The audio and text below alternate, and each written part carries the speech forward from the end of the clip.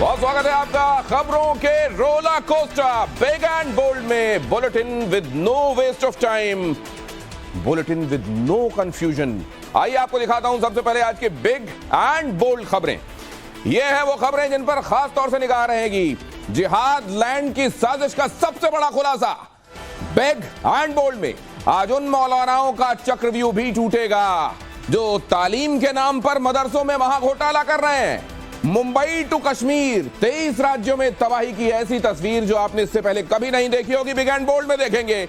और इसके अलावा अगर आप भी रेल की सवारी करते हैं तो आज का बिग एंड बोल्ड जरूर देखिएगा, ये बेहद जरूरी है आपके लिए। अगर चूक गए तो समझिए चूना लगना तय है। पूरी खबर आगे आपको दिखाऊंगा, लेकिन पहले इस बिग एंड बोल्ड खबर के साथ शुरुआत करें। ऑनलाइन गेम्स के जरिए धर्मांतरण के मामले रुक नहीं रहे, बल्कि कई दूसरी जगहों से भी खुलासा हो रहा है। यूपी के गाजियाबाद के बाद ताजा मामला मध्य प्रदेश के जबलपुर का है, जहां बच्चों का ब्रेन वॉश करके धर्मांतरण कराने का बड़ा खुलासा हुआ है। एनआईए ने आदिल शाहिद और मामूर को गिरफ्तार किया है। इसके निशाने पर 7 से 18 साल के बच्चे होते थे। अब पुलिस इस गैंग के बाकी गुर्गों का पता लगाने में जुटी हुई है।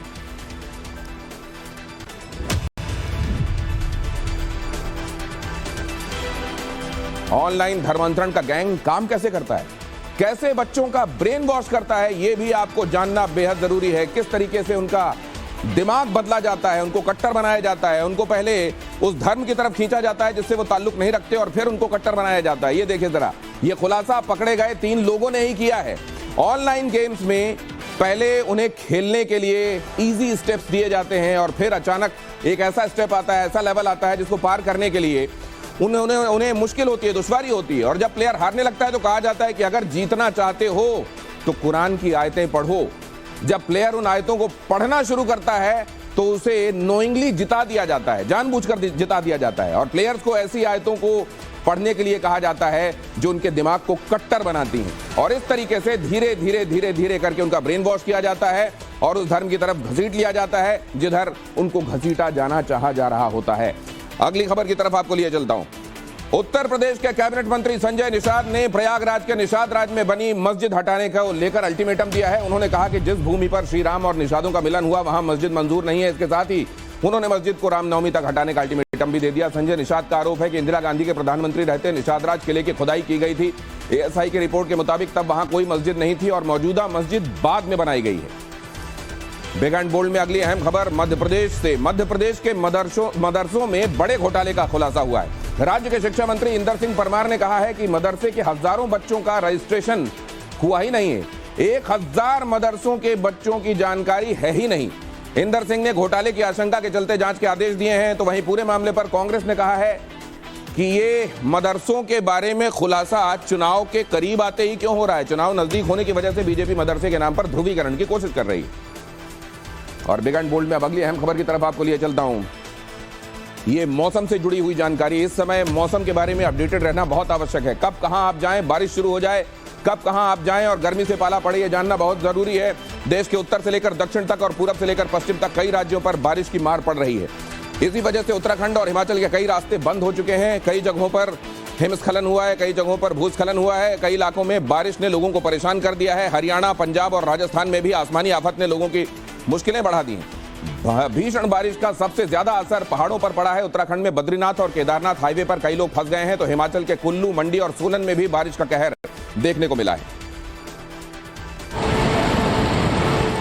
मॉनसून की पहली बारिश पहाड़ों को बहा ले जाने को आतुर है। तस्वीरें हिमाचल प्रदेश के मंडी की हैं। भारी बारिश के चलते 3 जगहों पर हुए लैंडस्लाइड ने जमकर तबाही मचाई। पहाड़ से आए मलबे में कई गाड़ियां बह गईं।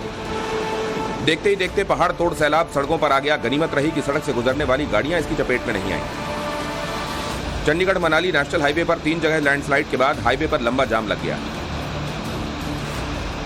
हिमाचल के ही रामपुर में बादल फटने से तबाही का मंजर दिखा। पहाड़ से आए मलबे में किसानों की कई बीघा जमीन समेत ग्रीनको प्रोजेक्ट की पेनस्टॉक लाइन भी प्रभावित हुई। उत्तराखंड के हालात भी हिमाचल से जुदा नहीं। गौरीकुंड केदारनाथ मार्ग पर पहाड़ी नाले का रौद्र रूप देखने को मिला, जिसके बाद केदारनाथ यात्रा रोक देनी पड़ी। पहाड़ों पर हो रही बारिश का असर हरिद्वार तक देखने को मिला। गंगा नदी खतरे के निशान तक पहुंच चुकी है, जबकि पूरा शहर पानी पानी हो गया है। सड़कों पर भरे पानी में गाड़ियां तैर रही हैं। जम्मू कश्मीर में भारी बारिश के बाद कई इलाकों में लैंडस्लाइड हो रहा है। सड़क पर पत्थर आने के बाद हाईवे बंद कर दिए गए हैं।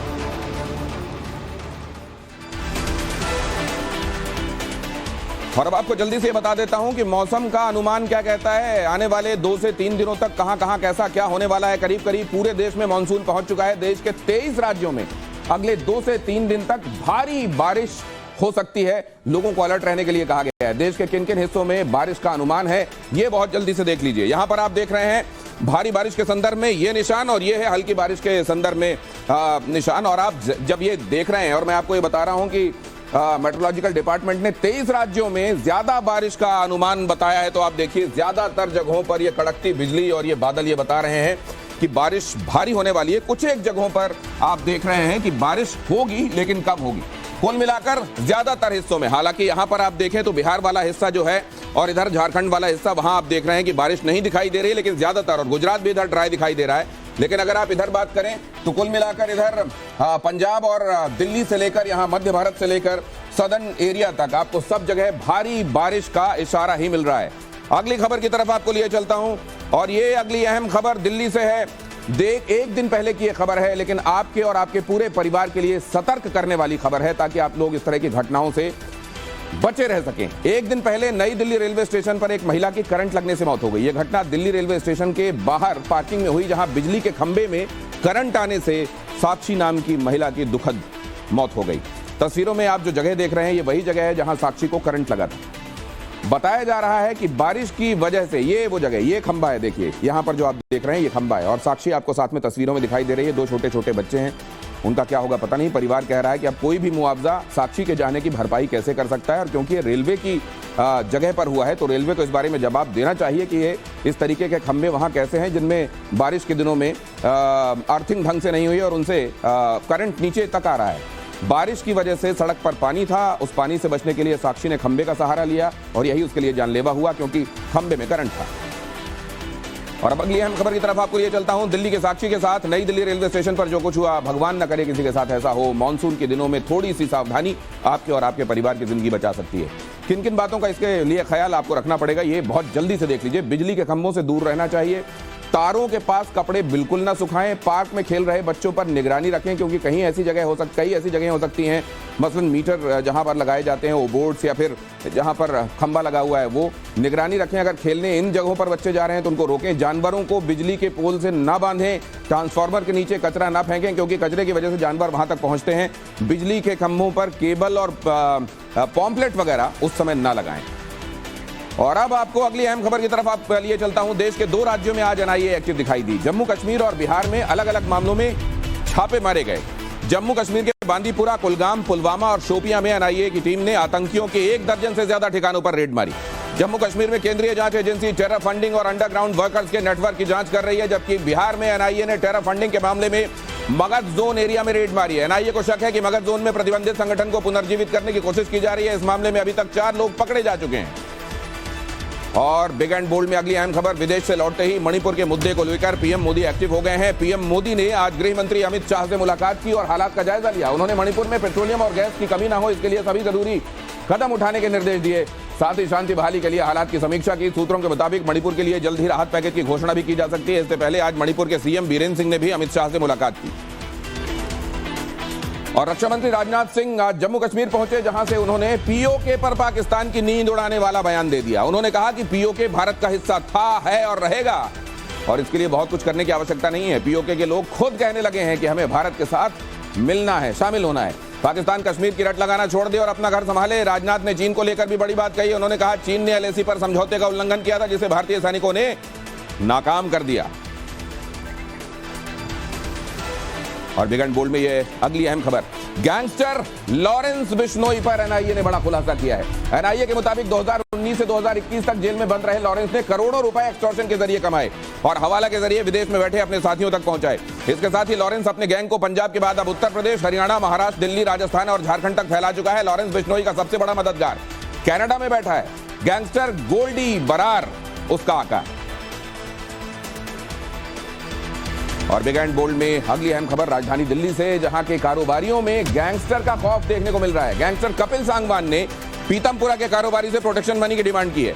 वॉइस नोट के जरिए 10 करोड़ रुपए की मांग की गई है और पैसा नहीं देने पर जान से मारने की धमकी दी गई है। 16 जून को भी आया था जबरन उगाही के लिए ये फोन लॉरेंस बिश्नोई ने कारोबारी से मांगे थे 5 करोड़ रुपए। वहीं मशहूर सिंगर हनी सिंह को भी गोल्डी बरार की तरफ से वॉइस नोट के जरिए धमकी दी गई। और अब बहुत जल्दी से देखिए big and bold quick takes.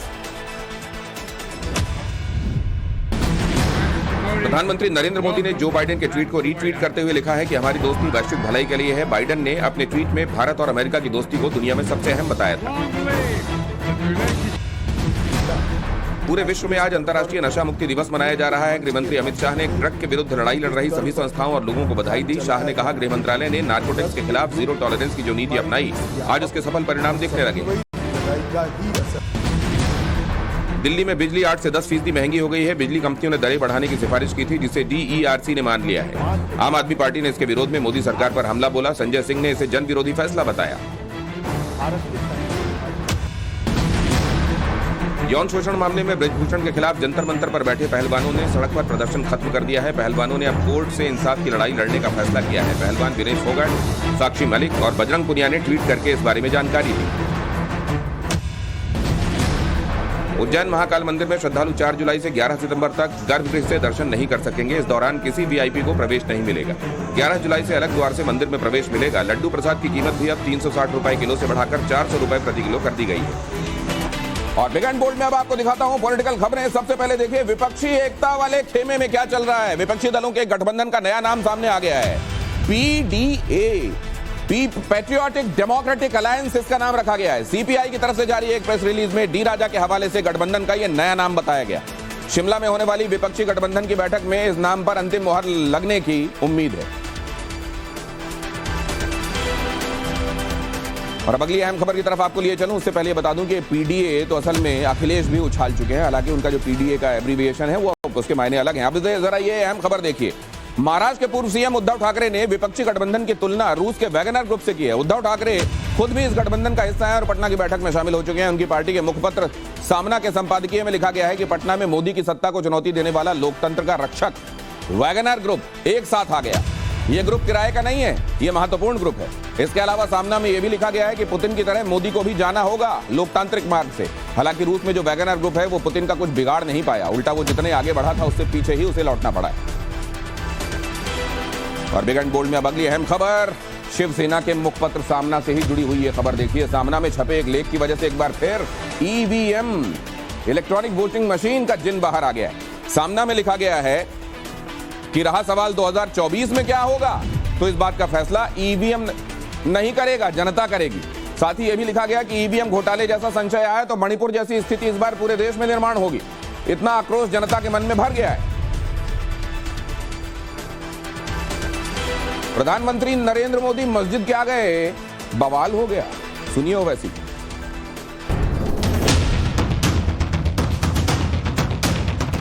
Islamic देशों के साथ मोदी के मजबूत होते रिश्ते और भारत के आम मुसलमानों का बीजेपी के प्रति बदलता नजरिया AIMIM चीफ को पसंद नहीं आ रहा। मिस्र में PM मोदी ने अल हाकिम मस्जिद का दौरा किया तो असदुद्दीन ओवैसी ने PM मोदी को हिंदुस्तान की मस्जिद में मौजूदगी दर्ज कराने की चुनौती दे डाली।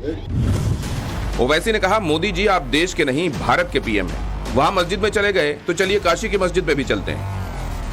ओवैसी की नजरें 2024 पर हैं। वो मुस्लिम वोट बैंक को अपनी भपौती समझते हैं। ऐसे में वो एंटी मुस्लिम नैरेटिव सेट करने का कोई मौका नहीं छोड़ते। ओवैसी की बाहें तब और चढ़ गईं जब अमेरिका के पूर्व राष्ट्रपति बराक ओबामा ने भारत में अल्पसंख्यकों के अधिकारों को लेकर बयान दिया।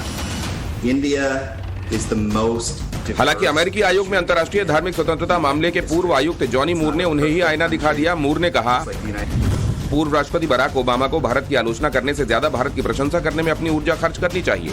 भारत मानव इतिहास में सबसे विविधतापूर्ण देश है। निर्मला सीतारमण ने भी ओबामा पर पलटवार करते हुए कहा, जब ओबामा पद पर थे तो 6 मुस्लिम देशों को अमेरिकी बमबारी का सामना करना पड़ा, जबकि PM मोदी को 6 मुस्लिम देशों ने अपने शीर्ष सम्मान से सम्मानित किया है। सूफी इस्लामिक बोर्ड ने भी ओवैसी पर निशाना साधते हुए कहा, यह उन लोगों के मुंह पर तमाचा है जो पश्चिमी मीडिया के सहारे देश को बदनाम करने में लगे।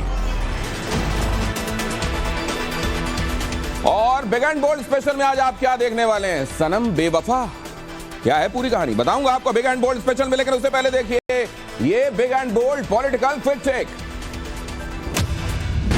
कलकत्ता हाईकोर्ट ने पंचायत चुनाव में हिंसा को लेकर ममता सरकार को फटकार लगाई है। हाईकोर्ट ने कहा कि बंगाल में इतना खून खराबा हो रहा है तो चुनाव क्यों कराए जाएं। इससे पहले भी पंचायत चुनाव में केंद्रीय बलों की तैनाती को लेकर हाईकोर्ट बंगाल सरकार को चेतावनी दे चुका है। दिल्ली लूटकांड को लेकर केजरीवाल ने केंद्र सरकार पर हमला बोला। केजरीवाल ने ट्वीट करते हुए लिखा कि अगर केंद्र सरकार दिल्ली को सुरक्षित नहीं बना सकती तो इसे हमें सौंप दे। इंडिया गेट को रिंग रोड से जोड़ने वाले प्रगति मैदान टनल में शनिवार शाम को लूट की वारदात अंजाम दी गई थी। वाराणसी से आज मुख्यमंत्री योगी आदित्यनाथ ने मिशन 2024 का शंखनाद किया। काशी के कोतवाल भैरव बाबा के मंदिर में दर्शन पूजन के बाद सीएम योगी बाबा विश्वनाथ के दरबार पहुंचे। इसके बाद योगी ने जगतपुर इंटर कॉलेज में आयोजित जनसभा को संबोधित किया। मध्य प्रदेश विधानसभा चुनाव के लिए बीजेपी ने टॉप गियर लगा दिया है। कल प्रधानमंत्री नरेंद्र मोदी भोपाल जाएंगे। मोदी मेरा बूथ सबसे मजबूत अभियान को लॉन्च करेंगे और 3000 बूथ कार्यकर्ताओं से सीधा संवाद करेंगे। इन कार्यकर्ताओं ने बूथ सशक्तिकरण अभियान में बड़ा योगदान दिया है। यूसीसी को लेकर कानून मंत्री अर्जुन राम मेघवाल ने बड़ा बयान दिया है। उन्होंने कहा है कि समान नागरिक संहिता लागू होनी चाहिए, लेकिन लॉ कमीशन ऑफ इंडिया में अभी मामला अटका हुआ है।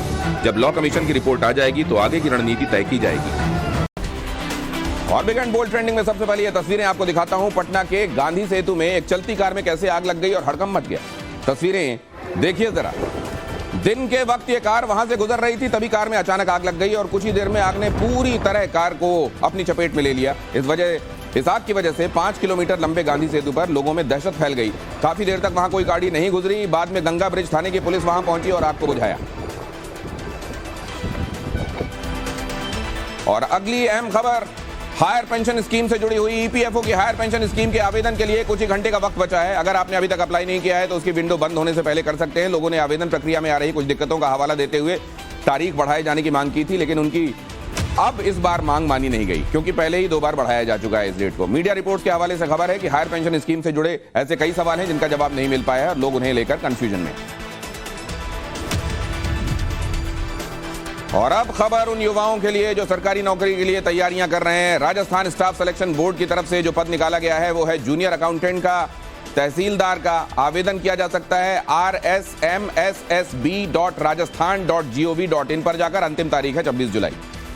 मध्य प्रदेश कर्मचारी चयन बोर्ड ने जो वैकेंसी निकाली है वो है पुलिस कांस्टेबल के लिए। आवेदन किया जा सकता है esb.mp.gov.in पर जाकर। अंतिम तारीख है 10 जुलाई। देर मत कीजिएगा, चूकिएगा मत अगर आप हरता पूरी करते हैं। Rail India technical and economic service पद निकला है रेजिडेंट इंजीनियर के लिए, असिस्टेंट रेजिडेंट के लिए, और आवेदन कर सकते हैं RITESrights.com पर। अंतिम तारीख 5 जुलाई है।